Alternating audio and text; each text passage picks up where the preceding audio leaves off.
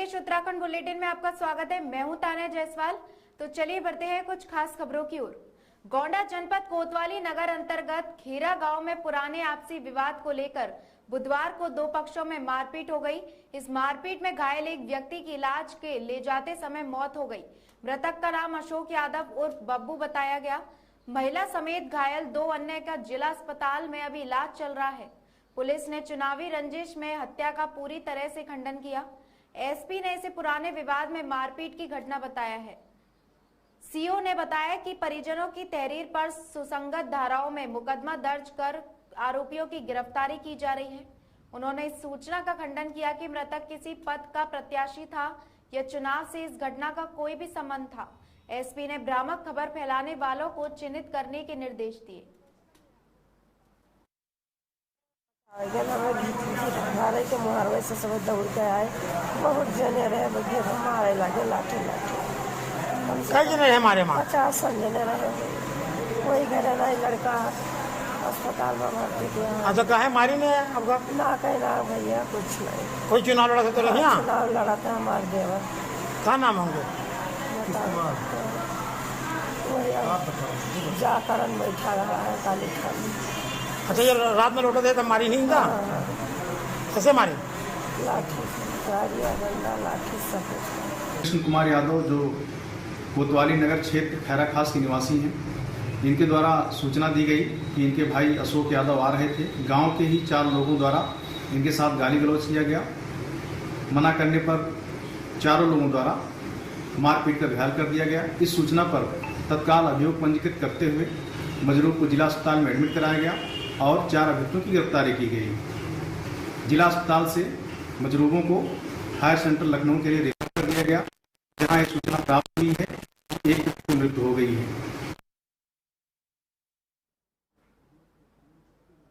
पंचायत चुनाव को लेकर प्रशासन सख्त। बनियाखेड़ा ब्लॉक अंतर्गत गांव कैतल पहुंचे जिलाधिकारी संजीव रंजन और पुलिस अधीक्षक चक्रेश मिश्र। बूथों का लिया जायजा। प्रधान पद के किसी भी दावेदार ने यदि वोटरों को लुभाने को पिलाई शराब या बांटे रुपए तो होगी बड़ी कार्रवाई।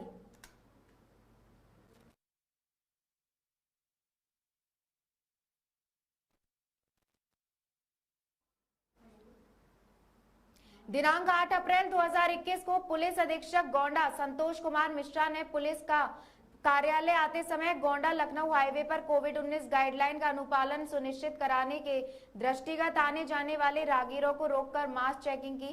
मास्क नहीं लगाए हुए लोगों को मास्क वितरित किए गए। साथ ही भविष्य में कोविड-19 की गाइडलाइन का पालन करने हेतु मास्क लगाए रखने की अपील की। वहीं दूसरी तरफ गोंडा जिलाधिकारी पुलिस अधीक्षक गोंडा ने block Paraspur, block Belsar, Karnalganj, Haldar, Mau block एवं ब्लॉक कटरा में नामांकन स्थल भ्रमण निरीक्षण कर सुरक्षा व्यवस्था का लिया जायजा।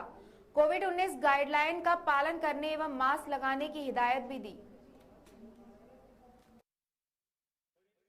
तो आप लोग मास्क का प्रयोग सभी लोग करेंगे, प्रयोग रखेंगे, थोड़ा डिस्टेंसिंग बना के रखेंगे, ठीक है। मास्क का प्रॉपर प्रयोग करेंगे और इसी तरीके से डिस्टेंस बना के रखेंगे सारे लोग। बहुत बढ़िया। इसके लिए खड़े कौन सा गाँव है? अच्छा, क्या देख रहे भाई?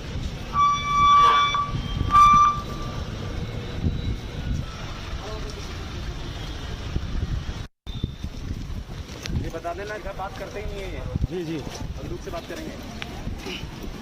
जी प्रणाम सर।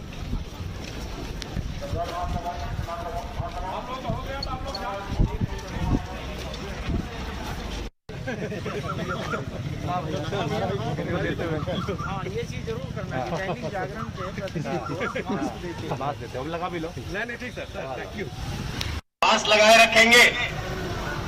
ये जितने भी लोग नामांकन के लिए आए हैं, मास्क का प्रयोग करेंगे प्रॉपर और सोशल डिस्टेंसिंग बनाए रखेंगे।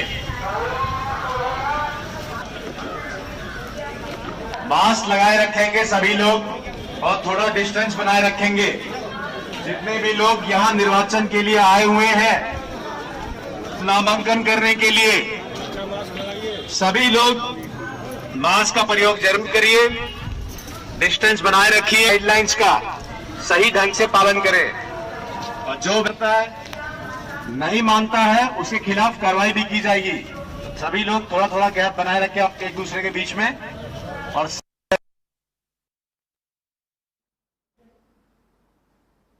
त्रिस्तरीय पंचायत चुनाव को लेकर क्षेत्राधिकारी नगर ने प्रत्याशियों के साथ की मीटिंग।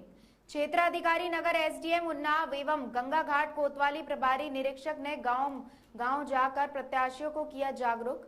सभी प्रत्याशियों को अपील के माध्यम से संदेश दिया कि सभी लोग शांतिपूर्वक चुनाव संपन्न करें। सभी लोगों को सोशल डिस्टेंसिंग एवं मास्क का इस्तेमाल करना चाहिए। कोई भी प्रत्याशी बिना अनुमति के जुलूस व सभा न करे।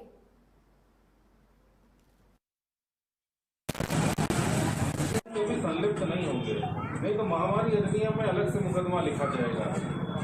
जो चुनाव प्रचार के दृष्टिगत अभी जहां उतर के आए हैं, यहाँ पे जो बैनर पोस्टर के बारे में कोतवाल साहब ने बताया, किसी भी पब्लिक प्लेस पे ये जो प्रत्याशी हैं उनके लिए बहुत जानना जरूरी है। आप किसी भी व्यक्ति के निजी प्रॉपर्टी पे जो पोस्टर चिपका देते हैं, उसकी सहमति के बिना आप किसी की दीवार को रंगीन नहीं कर सकते हैं।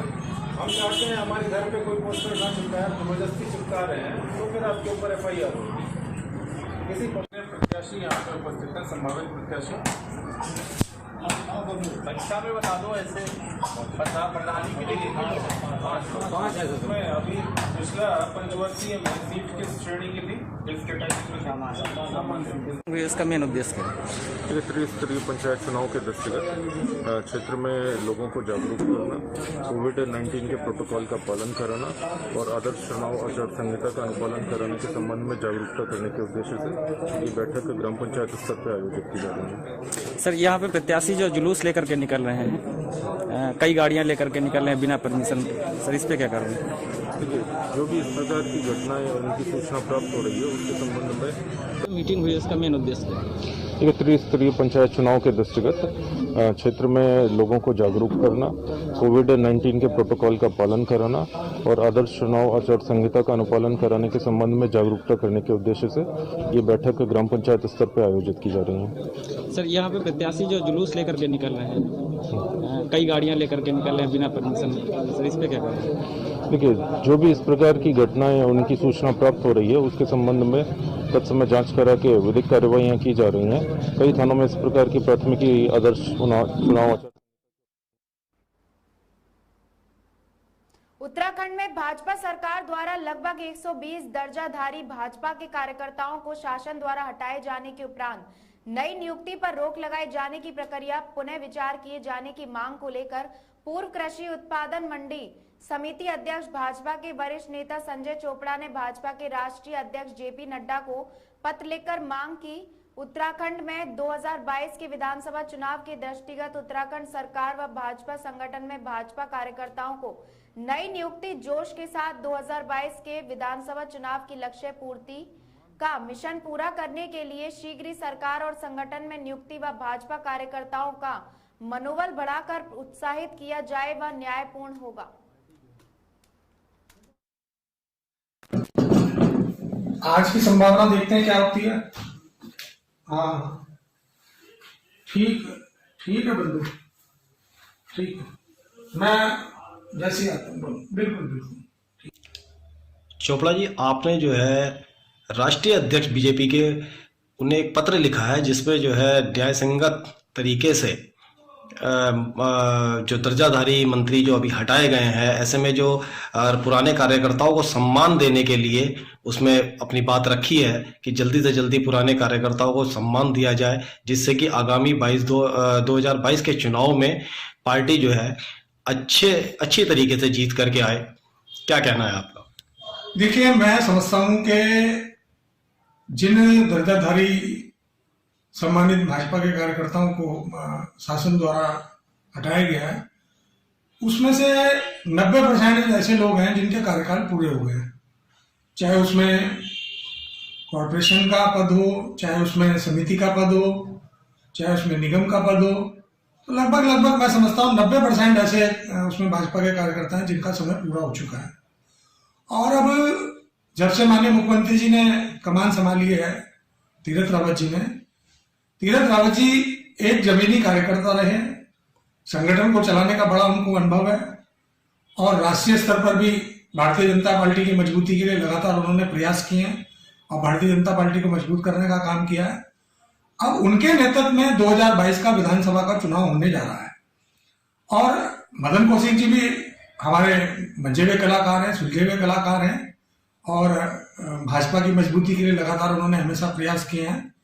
और 4 साल सरकार में रहकर जिस प्रकार के सर्वांगीण विकास के लिए मदन कौशिक जी द्वारा काम किया गया है, तो निश्चित रूप से मेरा मानना यह है कि जितने भी हमारे मंत्रीगण हैं जो कैबिनेट में हैं, उनकी रायशुमारी होनी चाहिए, लोकसभा सांसदों की रायशुमारी होनी चाहिए, राज्यसभा सांसदों की रायशुमारी होनी चाहिए और जो माननीय हमारे विधायक हैं उनकी रायशुमारी भी होनी चाहिए और जो संगठन के पदाधिकारी हैं उनकी रायशुमारी के बाद में जो जमीनी कार्यकर्ता हैं, जो भारतीय जनता पार्टी को दिन रात सींचने का काम करते हैं, निश्चित रूप से मैं तो आपके माध्यम से कहना चाहता हूं उनको तो अवसर कब मिलेगा।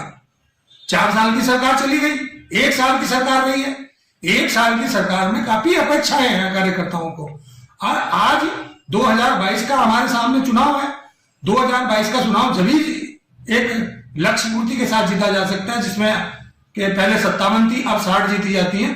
मैं कहना चाहता हूं कि जो भाजपा के कार्यकर्ता हैं उनको सम्मानित किया जाना चाहिए, उनको नई जिम्मेदारी दी जानी चाहिए, जिनको संगठन में जिम्मेदारी दी जानी चाहिए उन्हें संगठन में जिम्मेदारी दी जानी चाहिए और जिन्हें सरकार में जिम्मेदारी का अनुभव है उन्हें सरकार में जिम्मेदारी दी जानी चाहिए। एक नए अनुभव के साथ में नए कार्यकर्ताओं के अंदर नई ऊर्जा का संचार करते हुए शीघ्र से शीघ्र, मैं तो कहना चाहता हूँ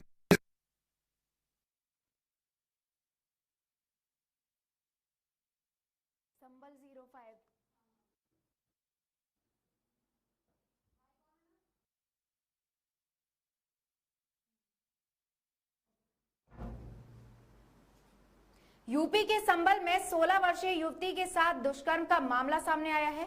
आरोप पड़ोस के ही एक युवक पर लगा है जिसने घर में अकेली युवती को अपनी हवस का शिकार बनाया। वारदात को अंजाम देकर आरोपी मौके से फरार हो गया।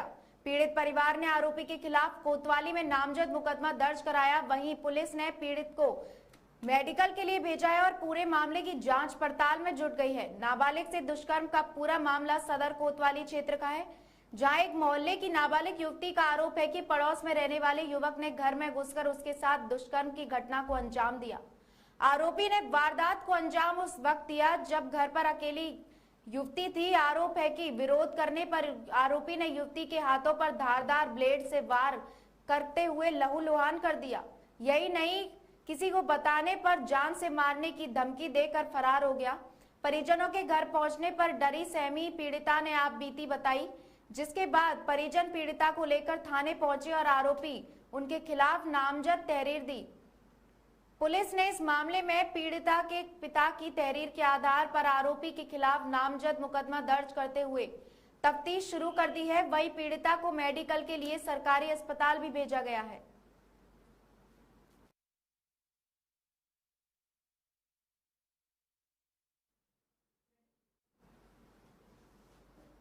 फिलहाल के लिए इस बुलेटिन में इतना ही। तमाम खबरों के लिए जुड़े रहिए उत्तर प्रदेश उत्तराखंड बुलेटिन के साथ। नमस्कार।